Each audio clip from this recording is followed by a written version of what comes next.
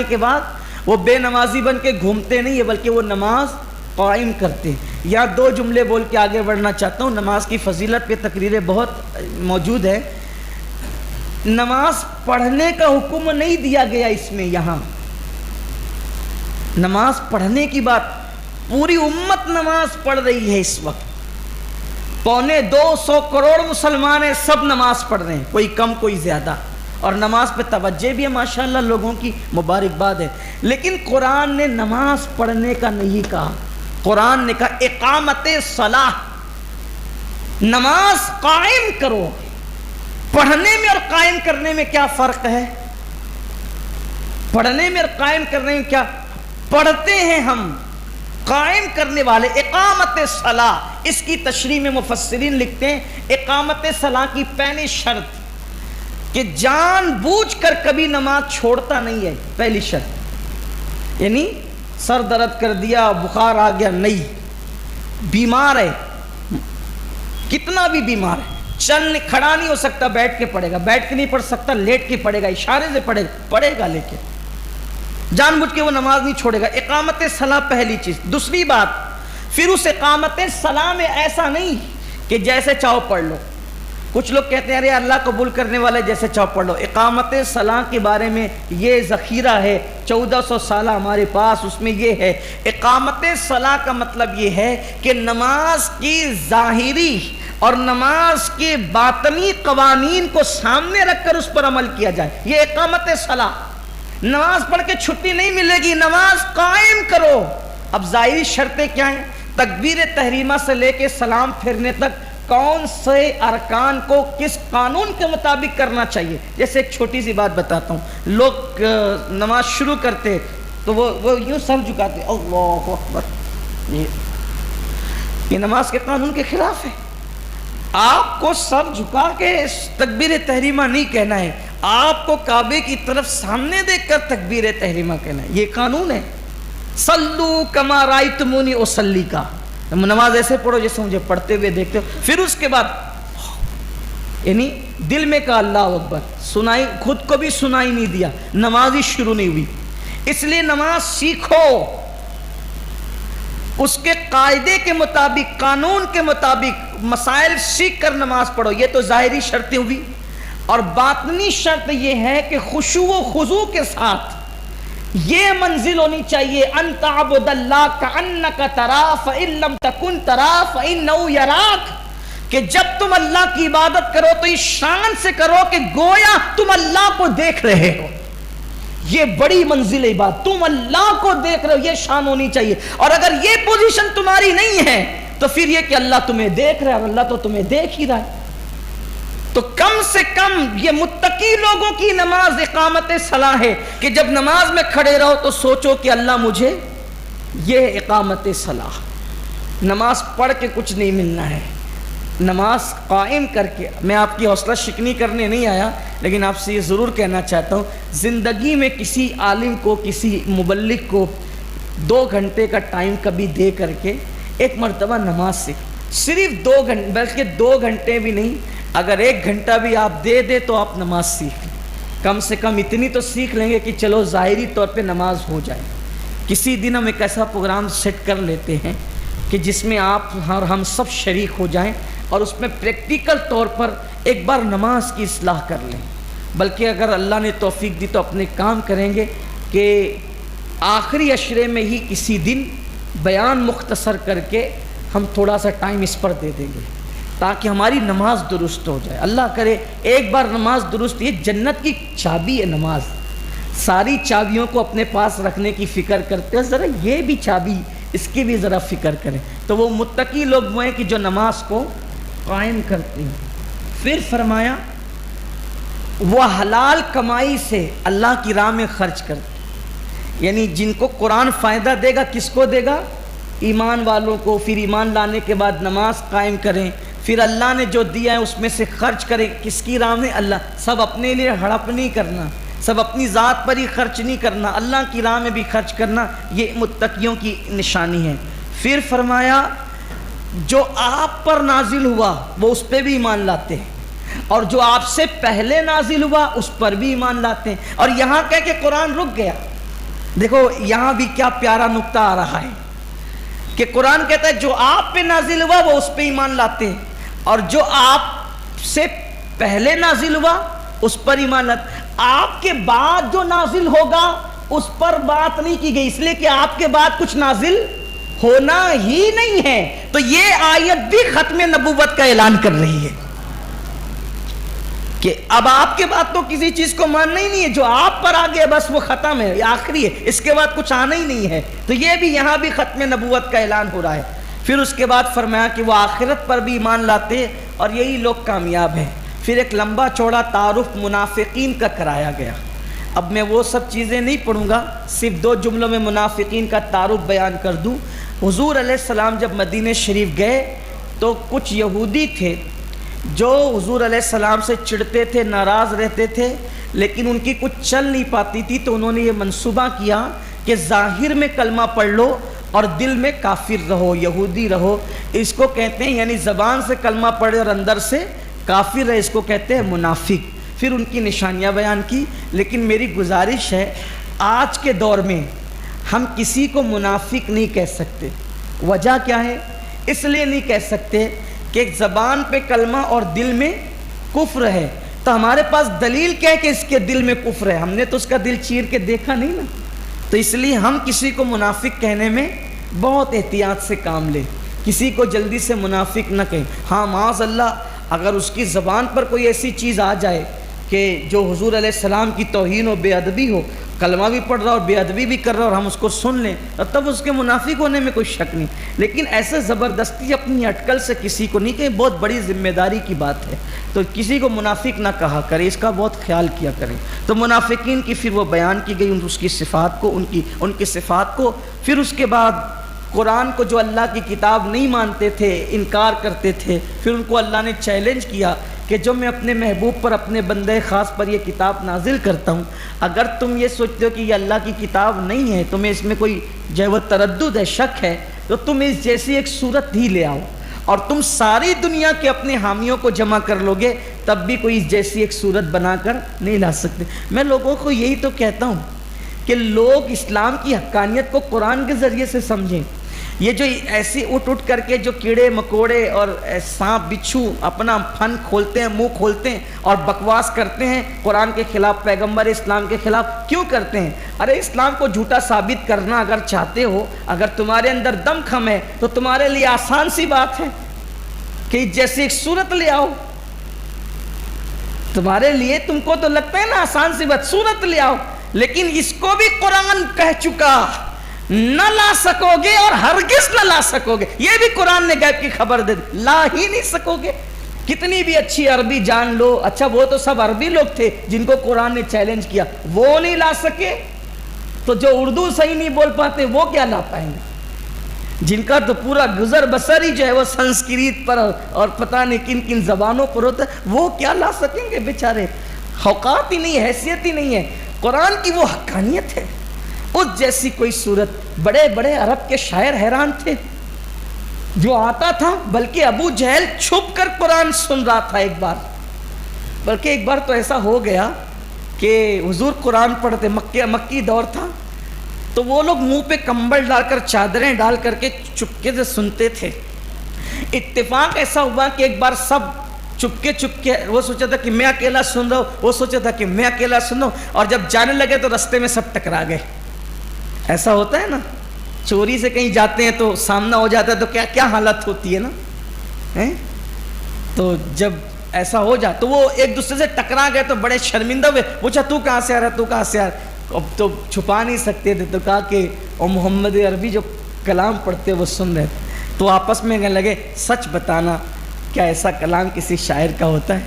کہا نہیں، یہ کوئی شاعر کا نہ کلام ہے، نہ کسی انسان کا ہے، نہ کسی جنات کا ہے، یہ کلام کسی ما فوق الفطرت ذات کا کلام ہے، یعنی یہ اللہ کا کلام۔ یہ بات ابو جہل نے ایک مرتبہ اکرمہ نے پوچھا، بھائی جو چھپ کے آپ قرآن سنتے ہیں محمد عربی سے، سچ بتانا کیا ہے؟ ابو جہل نے کہا تھا، بیٹا قرآن انسان کا کلام نہیں، جو محمد عربی پڑھتے۔ کہا بابا مان کیوں نہیں لیتے پھر؟ کہا بیٹا سب تو ان کے ہاتھ میں چلا گیا ہے، ان کے خاندان کے ہاتھ میں، ہمارے پاس جو تھوڑا موڑا اقتدار ہے اگر مان لیں گے تو یہ بھی چلا جائے گا، صرف اقتدار کے لیے۔ پتہ چلا یہ قرآن کے بارے میں خلاف بکواسیں یوں ہی نہیں ہوتی، کہیں نہ کہیں اقتدار کی ہوس، کہیں نہ کہیں اپنے نام کی ہوس رہتی ہے، یہ سب چیزیں ہیں۔ لیکن قرآن تو قرآن ہے۔ 1450 سال بیت گئے، ایک حرف لوگ قرآن سے نہیں نکال سکے، بڑی بڑی ظالم حکومتیں آئی، کیسے کیسے لوگ آئے قرآن۔ لیکن مجھے بس شکایت ہے تو اتنی کہ کوئی کچھ کر نہیں سکتا، صرف مسلمان اگر قرآن کا دامن مضبوطی سے پکڑ۔ قرآن کیا کہتا ہے، قرآن کو پڑھو، کنز الایمان شریف روزانہ پڑھو، ایک ہی رکوع پڑھو، ایک رکوع نہیں 3 ہی آیت پڑھو، اس کو ترجمے کے ساتھ تفسیر کے ساتھ پڑھو۔ نہیں سمجھ میں آتا ڈائری میں نوٹ کر لو، اپنے علماء سے پوچھو، نہیں کوئی ملتا ہے تو آپ کا خادم موجود ہے، آپ میرے پاس آ جاؤ، مجھے جو ٹوٹی پھوٹی میں نے اپنے بزرگوں سے سنا ہے وہ آپ کو سمجھانے کی کوشش کروں گا، میرے سمجھ میں نہیں آئے گا اپنے اساتذہ سے پوچھ کر بتاؤں گا۔ لیکن قرآن کے قریب آؤ، قرآن وہ ڈاکٹر اقبال کو دیکھیں، ڈاکٹر اقبال کی شاعری کے اندر جو غضب کا تفکر ہے، فکر ہے، انقلابیت ہے، چاشنی ہے، کیا ہے؟ قرآن کی برکت۔ کہتے ہیں ڈاکٹر اقبال کے بارے میں لوگ کہ جب وہ قرآن پڑھتے تھے رات کو تو اتنے آنسو ٹپکتے تھے قرآن پر کہ صبح کو وہ جو قرآن کی تلاوت کرتے تھے اس مصحف کو صبح کی دھوپ میں سکھانے کے لیے رکھنا پڑتا تھا، اس شان سے وہ قرآن پڑھتے تھے۔ قرآن کی شان ہے، جو قرآن کے قریب آیا اللہ نے اس کو نواز دیا۔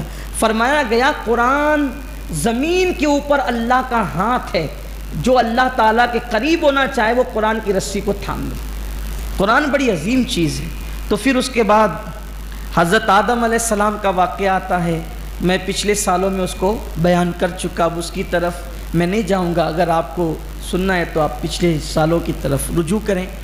آدم علیہ السلام کی پیدائش کا ذکر اس میں تفصیل سے کیا گیا، یہاں صرف جو ہمارے نوجوان تاریخ اور سائنس پڑھتے ہیں ان کے لیے صرف ایک اشارہ دینا چاہتا ہوں۔ آدم علیہ السلام کا واقعہ بیان کرنے جو قرآن نے کیا ہے اس سے ہمیں پتہ چلتا ہے، یہ جو لوگ کہتے ہیں نا کہ انسان بندر تھا پہلے، تو وہ ہوگا کوئی تمہارا باپ دادا جو بندر تھا۔ ہم جس کی اولاد آدم علیہ السلام کی وہ اللہ کا پیغمبر ہے، اور آدم اتنے ہی خوبصورت تھے جتنے دوسرے انبیاء خوبصورت تھے۔ آدم علیہ السلام کا حسن دوسرے انبیاء سے کوئی کم نہیں تھا، تو یہ پہلے آدمی بندر تھا اور اب انسان ہو گیا، ہماری کوئی ایسا عقیدہ نہیں ہے۔ ہمارا پہلا انسان اور ہمارا اللہ کا نبی ہے اور آدم علیہ السلام ہے، اور اللہ نے بڑی شان سے ان کو اپنے دست قدرت سے پیدا فرمایا۔ پھر اس کے بعد وہ ابلیس کا تذکرہ بھی اس میں آیا ہے، اس کے تکبر کا، اس کے گھمنڈ کا، اس کو جنت سے نکال کر جہنم کی طرف پھینکنے کا بھی تذکرہ کیا گیا، اس کی گمراہی کا، اس کے کفر کا تذکرہ کیا گیا، اور ہمیں بتایا گیا کسی سے جلو مت، کسی سے حسد مت کرو، گھمنڈ مت کرو، تکبر مت کرو، ورنہ فرشتوں کی صف میں رہنے والا ابلیس آدم علیہ السلام سے حسد کر کے، جلن کر کے، گھمنڈ کر کے اپنے علم پر جنت سے نکال کے پھینک دیا گیا۔ اس لیے کسی کی ترقی دیکھ کے، کسی کے اچھے دن دیکھ کے، کسی کی عزت دیکھ کے جلنا نہیں، حسد نہیں کرنا، یہ ہمیں قرآن بتا رہا ہے۔ پھر اس کے بعد اللہ تعالیٰ نے حضرت موسیٰ علیہ السلام کے دور کا ایک واقعہ بیان فرمایا، وہ واقعہ بھی پورا نہیں بتائیں گے، اس سے اشارہ دیں گے، وقت ہمارا ہو چلا ہے، اور اس لیے کہ ابھی ہماری یہ تفسیر کی محفل ختم ہوگی تو اوپر کے منزلے پر دوسری تراویح شروع ہوگی۔ جو لوگ پہلی تراویح نہیں پڑھتے ہیں ان کے لیے دوسری تراویح کا اہتمام ہے، تو اوپر کے منزلے پہ شروع ہوگی، تو ہمیں وقت کی پابندی کرنا ہوگا۔ ہوا یہ موسیٰ علیہ السلام کے دور میں کہ ایک بھتیجے نے اپنے چچا کو اس کا مال حاصل کرنے کے لیے اس کو قتل کر دیا، اور قتل جو کر دیا تو قتل کرنے کے بعد وہ جس محلے سے ان کی انبن چلتی تھی وہ لاش اٹھا کر کے اس محلے میں لے جا کر کے ڈال دیا، اور پھر خود ہی شور کرنے لگا کہ میرا چچا مر گیا، میرا چچا مر گیا۔ اب جس محلے میں لاش ملی الزام انہی پر آیا، پورے قبیلے والوں نے کہا انہوں نے قتل کیا، تو یہ سب مل کر حضرت موسیٰ علیہ السلام کے پاس آئے۔ اب یہ واقعہ تو چونکہ مکے والوں کو پتہ نہیں تھا، یہ واقعہ تو یہودیوں کو صرف معلوم تھا، خاندان سے جو سینہ بسینہ جو آیا تھا علم، لیکن یہ واقعہ حضور بیان کر رہے ہیں تو ظاہر سی بات ہے حضور علیہ السلام کسی کے پاس پڑھنے نہیں گئے تھے. حضور علیہ السلام کا کوئی انسانوں میں کہ حضور کا استاد نہیں تھا. اب حضور کسی کے پاس پڑھنے نہیں گئے, کسی کے پاس تعلیم حاصل کرنے نہیں گئے. حضور علیہ السلام نے کسی کی صحبت یعنی کسی علم والے کی صحبت اختیار نہیں فرمائی. اور حضور علیہ السلام ایک ایک تفصیل کے ساتھ یہ سب واقعات بیان کرتے تھے تو یہودی حیران رہتے تھے. لیکن ان میں جو حق پرست لوگ تھے کہتے تھے یہ وہی ہے جس کا ذکر توریت میں ہے, تو وہ ایمان لے آتے تھے. جو ہٹ درم تھے وہ ہٹ درم تھے. تو معاملہ جب یہ آیا تو حضور اکرم صلی اللہ علیہ وسلم کے پاس مقدمہ آیا کہ حضور اکرم صلی اللہ علیہ وآلہ وسلم نے موسیٰ علیہ السلام کے پاس سے جو مقدمہ آیا, تو یہ بیان اصل میں قرآن کر رہا ہے. حضور اکرم صلی اللہ علیہ وسلم سے اس متعلق سوال کیا گیا تھا, اور اس میں ایک طرف اشارہ یہ بھی تھا کہ مرنے کے بعد اللہ اپنے بندوں کو کیسے زندہ فرمائے گا, اس میں ایک اشارہ یہ بھی ہے. تو موسیٰ علیہ السلام کے پاس لوگ آئے مقدمہ لے کر, تو آپ نے اللہ سے پوچھا کہ اللہ یہ معاملہ کیا ہے, یہ کیا جواب دیا جائے اس پر. تو اللہ تعالیٰ نے بیان فرمایا کہ ان سے کہو کہ یہ گائے ذبح کرے, اور گائے ذبح کر کے اس کو مردے پر اس کے دم کا حصہ ٹچ کر دے, تو یہ زندہ ہو کے خود ہی بتا دے گا کہ اس کو کس نے مارا. اب بنی اسرائیل مطلب بہت زیادہ اجٹ, بڑی بدماش قوم, یعنی ان کو بحث مباحثے فتنے فساد میں بہت مزہ آتا. تو انہوں نے موسیٰ علیہ السلام سے کہا کہ آپ تو ہمارے ساتھ مذاق کر رہے ہیں, معاذ اللہ. تو آپ نے کہا کہ کیا میں معاذ اللہ جاہل ہوں جو مذاق کروں گا تمہارے ساتھ, یہ کوئی مذاق کرنے کی بات ہے. پھر انہوں نے کیا کیا, اس میں ہمیں بہت سبق ہے. دیکھیے میں نے کہا تھا کہ واقعہ مجھے نہیں بیان کرنا ہے, لیکن ایسا لگتا ہے کہ میں شاید اس طرف چل پڑا ہوں, تو ہمارے لیے بھی بڑی عبرت کی بات ہے اس میں. تو انہوں نے کہا اچھا یہ بتاؤ کہ وہ گائے کا کلر کیسا ہوگا. پھر موسیٰ علیہ السلام نے پوچھا تو اللہ نے کلر بتایا. کہا اس کی عمر کیا ہوگی, عمر بھی بتائی. پھر اس کے بعد یہ وہ جتنا پوچھتے رہے اتنا پھنستے رہے, جتنا پوچھتے رہے اتنا پھنستے رہے. آخری میں کہا قیمت کیا ہونی چاہیے, آخری میں کہا قیمت کیا ہونی چاہیے. تو کہا کہ جو گائے ذبح کرو گے اس کے چمڑا بھر کے سونا اس کی قیمت دینی پڑے. یہ کہا قیمت یہ ٹھہری. اور اتفاق یہاں پر اس پر چونکہ آج قرآن مقدس میں ماں باپ کے ساتھ اس نے سلوک کا بھی اور فرما برداری کا بھی ذکر آیا ہے, تو یہاں وہ بات بھی آ جاتی ہے. ایک یتیم لڑکا تھا بنی اسرائیل میں, وہ اپنی ماں کا بڑا فرما بردار تھا, اور اس کے وہ بچیا اس کے حصے میں آئی تھی, اس نے پال رکھی تھی. تو ایک دن اس کی ماں نے کہا کہ بیٹا یہ جاؤ اور یہ گائے کو یہ بچیا جو ہے نا, کیا کہتے ہیں اپنے اس کو, بچڑی, گائے کے جو چھوٹی ہوتی ہے اس کو بچیا کہتے ہیں نا, وہ اپنے اس کو بچڑی کہتے ہیں, مالیگاؤں بچڑی کہتے ہیں نا, وہ بچڑا ہوتا ہے بڑا, اور اس کی جو مادہ ہوتی ہے وہ بچڑی. تو وہ گائے کی جو بچیا ہے تو اس کو بیچو. کہ بیٹا میرے مشورے بغیر نہیں بیچنا. تو اللہ نے فرشتوں کو بھیجا, اور فرشتوں نے اس کی ماں نے جو قیمت کہا تھا اس سے زیادہ قیمت لگائی. اب دیکھو ماں نے جو قیمت کہا تھا فرشتے لگا رہے تھے اس سے قیمت زیادہ. تو اس نے زیادہ قیمت پہ لالچ نہیں کی, بلکہ کہا کہ میں میری ماں سے پوچھے بغیر نہیں بیچوں, کیونکہ ماں تو یہ کہہ رہی ہے آپ لوگ یہ کہہ رہے ہو. حالانکہ کم نہیں کر رہے تھے, وہ زیادہ کر رہے تھے.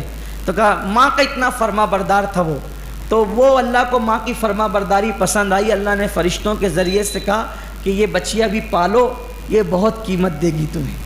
تو پھر تو وہی جو انہوں نے پوچھا نا, جب نشانی کیا ہوگی, عمر کیا ہوگی, کلر کیا ہوگا, تو وہی ساری جو اس بچڑی کے اندر, پھر وہ بچڑی تو بڑی ہو کر گائے بن چکی تھی, تو وہ جوان ہو گئی تھی.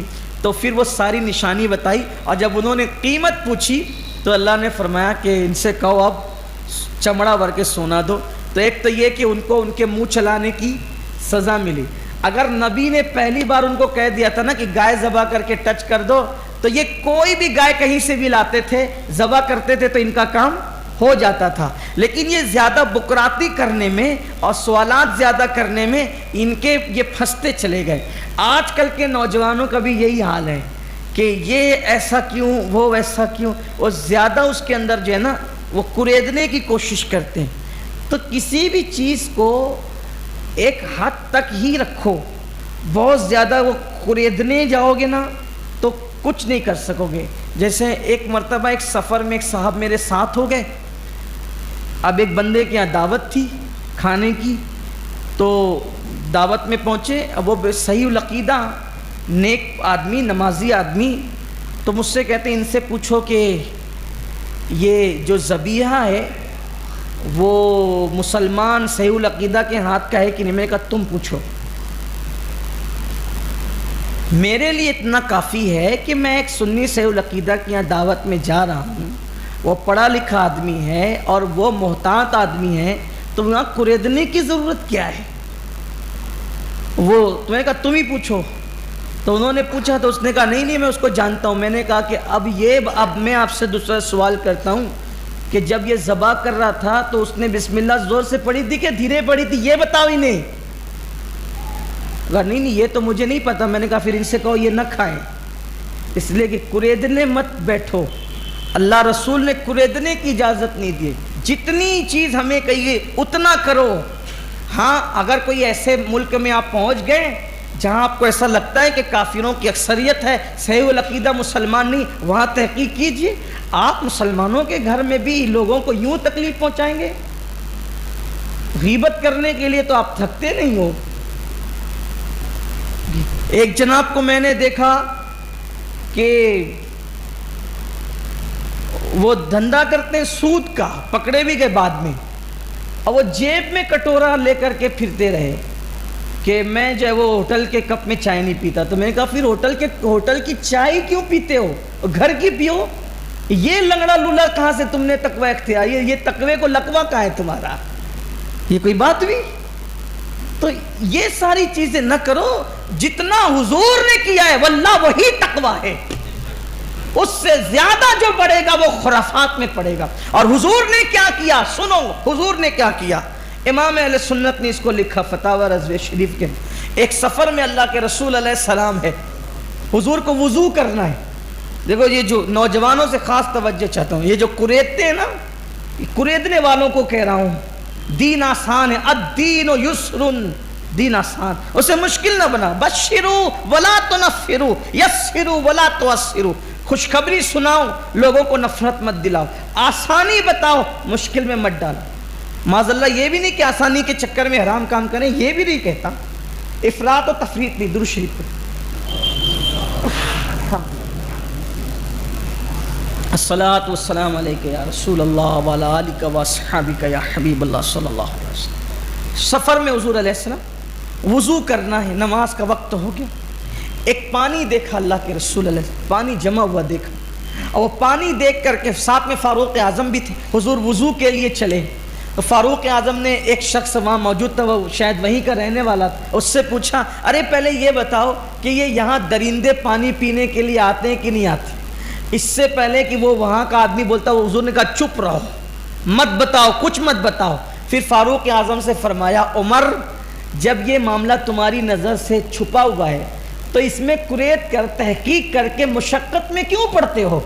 جب تمہیں معلوم نہیں ہے تو یہ پانی تمہارے لیے پاک ہے, اور جب تمہارے لیے پاک ہے تو تم اس سے وضو کر سکتے ہو. اس لیے پوچھ کر کے اپنے لیے مصیبت کھڑی مت کرو, مشقت میں مت ڈالو. یہ ہے اسلام کی روش.